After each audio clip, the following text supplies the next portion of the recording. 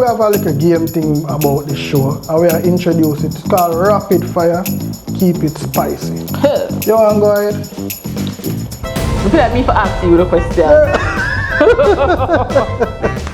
Alright, so which dancehall song is the worst when it comes to objectifying women? Well, we have to point out that. Come on, why you ask me? Come on.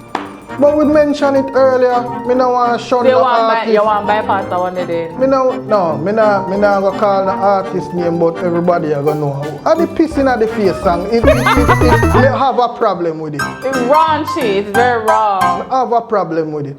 But that the woman them like, you know. And that him saying, but.